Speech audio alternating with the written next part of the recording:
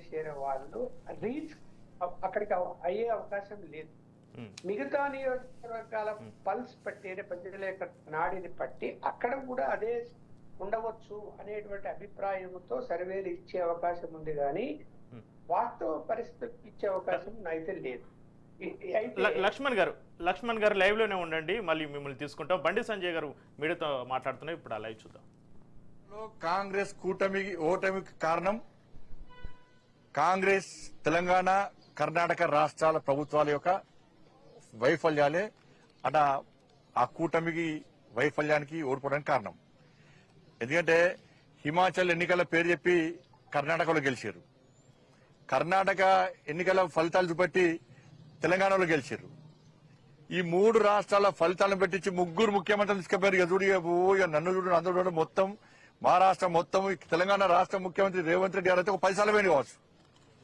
ఆయన వేయిన సీట్లు మొత్తం ఓడిపోయినాయి. కర్ణాటక ముఖ్యమంత్రి వేయండు, తెలంగాణ ముఖ్యమంత్రి వేయండు, హిమాచల్ ముఖ్యమంత్రి వేయండు. వీళ్ళతో విపరీతంగా ప్రచారం చేశారు. మేము ఇన్ని హామీలు ఇచ్చినాం, ఈ గ్యారెంటీ ఇచ్చినాం, 10 గ్యారెంటీలు అక్కడ, పాంచన్యాయం అని చెప్పి కర్ణాటకలో, 6 గ్యారెంటీలు అని చెప్పి తెలంగాణలో మేము అమలు చేస్తామంటే ప్రజలు ఇక్కడ ఏ విధంగా ధోకా చేసింది కాంగ్రెస్ పార్టీ, ఏ విధంగా నమ్మక ద్రోహం చేసింది ఈ 3 రాష్ట్రాల్లో, ఏ విధంగా ప్రజలను వంచింది, ఎన్నికల ముందు హామీలు ఇచ్చే విధంగా మోసం చేసింది, తిరిగి మహారాష్ట్రలో ఏ విధంగా తప్పుడు ప్రచారం చేస్తుందో ప్రజలు విశ్వసించరు, ఆ నమ్మిరు, వాళ్ళ అన్ని వాస్తవ విషయం గ్రహించారు. కాబట్టి ఇప్పుడు కాంగ్రెస్ పార్టీ ఓటమికి కారణం తెలంగాణలో కాంగ్రెస్ ప్రభుత్వం, కర్ణాటకలో కాంగ్రెస్ ప్రభుత్వం, హిమాచల్లో కాంగ్రెస్ ప్రభుత్వం యొక్క వైఫల్యాలు, ఇచ్చిన హామీలు నెరవేర్చకుండా ఉల్టా తప్పుడు ప్రచారం చేయడం వల్లనే ఇలా మహారాష్ట్రలో కాంగ్రెస్ కూటమి ఓటమి చెందింది. నరేంద్ర మోడీ గారు ఈ దేశాన్ని అభివృద్ధి చేస్తున్న తీరు, గతంలో మహారాష్ట్రను అభివృద్ధి చేసిన తీరు, మహారాష్ట్రలో నరేంద్ర మోడీ ప్రభుత్వం సంక్షేమ ఫలాలు అందించిన తీరు, మోడీ గారి నాయకత్వం ప్రత్యేక విశ్వాసం నమ్మకం, మోడీ గారి యొక్క అభివృద్ధి మంత్రం ని ప్రజలు నమ్మిరు కాబట్టే ఈ ఫలితాలు వచ్చినాయి. నిజంగా మహారాష్ట్ర ప్రజలకందరూ కూడా హైర్స్ ఆఫ్.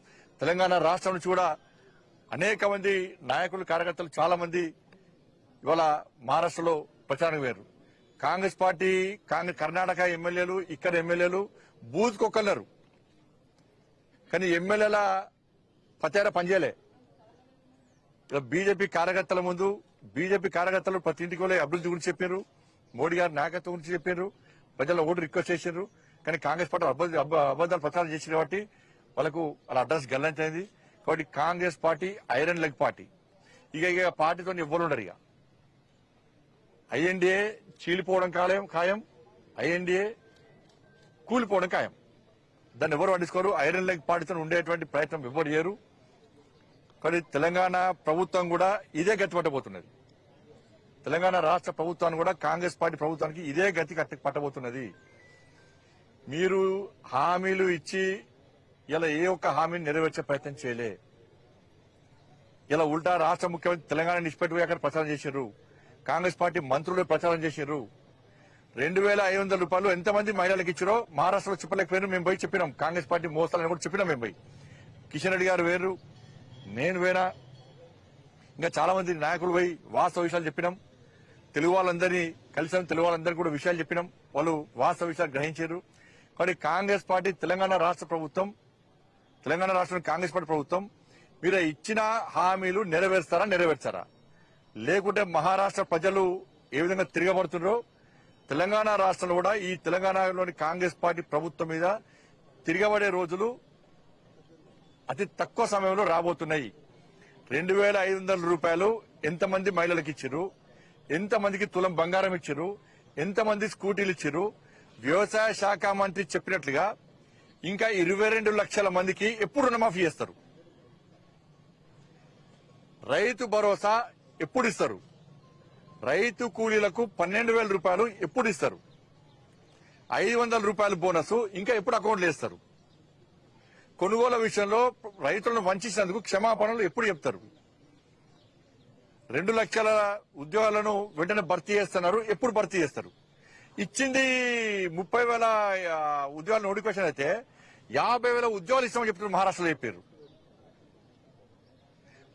ఇక్కడ తెలంగాణ పైసలు మొత్తం తీసుకుపోయి మహారాష్ట్రలో యాడ్స్ ఇచ్చారు. తెలంగాణ రాష్ట్ర ముఖ్యమంత్రి తెలంగాణ పైసలు ఇక్కడ హామీలు నెరవేర్చిన పైసలు లేవంటారు.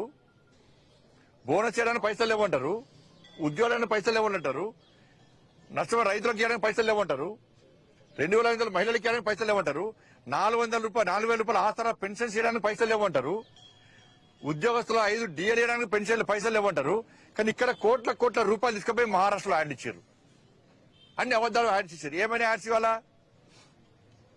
ఏం పనిచేసిన యాడ్స్ అన్ని తప్పుడు ప్రచారాలే. కాబట్టి ఈ గ్యారెంటీలను ఇచ్చిన 6 గ్యారెంటీలను అమలు చేస్తారా, చేయరా? చేయకుంటే ప్రజల తిరుగుబాటుకు ప్రభుత్వం సిద్ధంగా ఉండాలని చెప్పి మేము హెచ్చరిస్తున్నాం. సంజయ్ రౌత్ శివసేన రాజ్యసభ సభ్యుడు బీజేపీ ప్రభుత్వము ఈవీఎంలను ట్యాంపరింగ్ చేసింది కాబట్టి ఇక కామన్ అయిపోయిన సేకరణ ప్రతిసారి అదే అంటారు. మరి జార్ఖండ్ లో వాళ్ళు గెలిచే అవకాశం లేదు. ఈవెంట్ ట్యాబ్ ఇచ్చిరా? ఏక్నాథ్ షిండే మీద ఆగ్రహం ఇప్పుడు తెలంగాణలో గెలిచిర్రు. తెలంగాణ వాళ్ళ ప్రభుత్వం వచ్చింది కదా.